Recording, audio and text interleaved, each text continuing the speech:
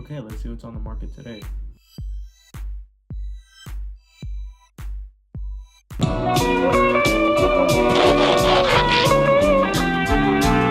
Hey, welcome back to the Simpletron channel. Today we are going to be taking a look at the Transformers Studio Series Bumblebee Movie Leader Class 109 Concept Art Megatron.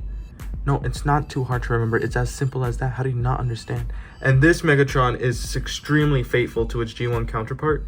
And it's from the movie where only the first 5 minutes are why the whole movie is ever watched. Coldest take ever. But that movie provided us with designs we have just been craving for, and this Megatron being no exception.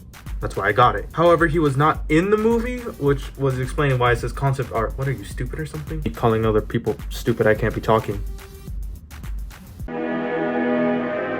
As soon as it was released, I swear my pants got a little tighter. Back to the figure, and let me just say, this figure is no mainline average Joe. No. Feels more like a masterpiece Picasso. Just look at all of this detail that Hasbro decided to give us on a figure that wasn't even in a movie. It's just so freaking good looking, man. What else do you want from me? Now, this design is what I would have wanted in all those Bayverse movies, but I am a G1 slut, so of course I would. This just looks so much cleaner than whatever that demon from a paper shredder is. Look at you. What even are you? Like I said before, this figure combines G1 and live action perfectly, making me want a whole movie just like the opening scene from Bumblebee. Give us what we want. I'm clearly a fan. Just take my money. This figure right here actually makes me have faith in Hasbro. It is simply just a figure. I know this, but how can you not like this? It is the perfect build for Megatron. That delicious gunmetal paint is on here with, of course, his giant gun. Speaking of iconic details that make Megatron, what about his iconic oh, mamma mia. Okay, complaint right off the bat. What is that face? Now, despite that complaint, it is still a really good figure. And as mentioned before, they gave him this gunmetal paint on him, which is amazing. I even love the really dark red maroon paint they added on his forearm, just like in the G1 show. Look right here. Fingers. He has posable fingers on a mainline. We are in the golden age of Hasbro Transformers, aren't we? Looking at this figure up and down, it looks amazing, and I especially love the big bulky boots they gave on him. Now, this is what I like to see on a Transformer. This is what I like. In my opinion, Transformers should be big and bulky. But of course I say that I'm once again G1 slut. To those who complain about them being blocky, you don't have any issues. I guarantee it. Fuck you. Just go back to your metal robot spaghetti or whatever you like, you nerd. This figure feels as good as it looks. Pause. Has a nice hefty weight to it. Not as hefty as Ultra Magnus, but it's enough. Not only does he look good, but he also has a great range of posability on him. He can look left and right. He can look up this far. He can look down that far. And with the joint in his neck that helps with the transformation, if you pop it, you can actually make him look further down. But it looks like you just made him super sad. Arms can do a full 360 and move out that far. Both of his arms also have a butterfly joint, which go out that far. However, when you do pop out this tab, you get a way better butterfly joint. But when you do, this part comes out. He also has an elbow bend that can go that far. His turret is on a swivel point and can also pop out. His turret also has a hinge right here that you can pop out and fold up, and that's for the transformation later.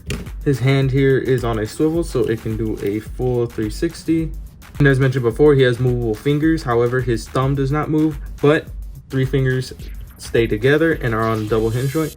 This finger right here is on a hinge joint that can go back that far and goes all the way down, and is also on a double hinge joint.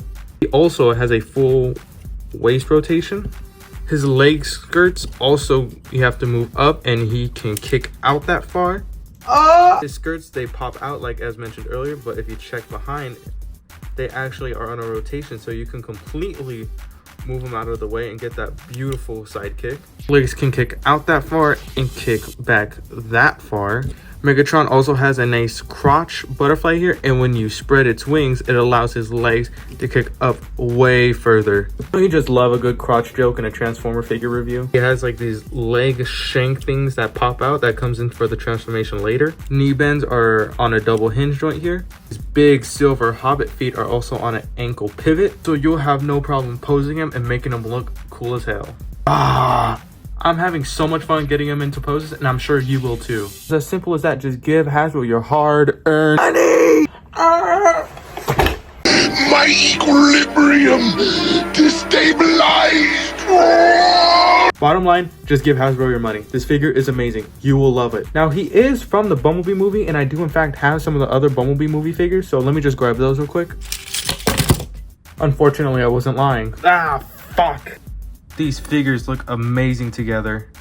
Fuck, this means I'm gonna have to complete the whole set, huh? I already got this one, Hasbro. What more do you want from me? Do your guys' hobbies ever make you question yourself? Mine does. I also find it humorous that Megatron here is slightly taller than our noble leader. What if the Autobots were 4th graders and the Decepticons were 5th graders and the Decepticons were just the 5th graders picking on the 4th graders? Sorry if I ruined Transformers for you. Size comparisons. Bumblebee, RC, Ratchet, Optimus, Megatron, and Ultra Magnus, who can't even fit on screen. But now that we got the looks and posability and the size done, time for the last thing. The transformations. Yes, plural. That's right, Hasbro decided to make Megatron here a triple changer. So, fuck me, I have to do this twice. But I don't want to. But I must. For the views. So let me open up the instructions here. This thing is thick. I'm gonna be here a while. No, Optimus! After a long and painful transformation, I give you is tank mode. And what do I think? I like it. Even though it looks like that trash cube from Monsters Inc., it's still really good. One of my favorite things on here is the treads. I just love the way how they look. It was so satisfying too during the transformation, just having to pop them out. That was very satisfying and fun. Turret, while some people think it looks incomplete and weird, I just genuinely like it.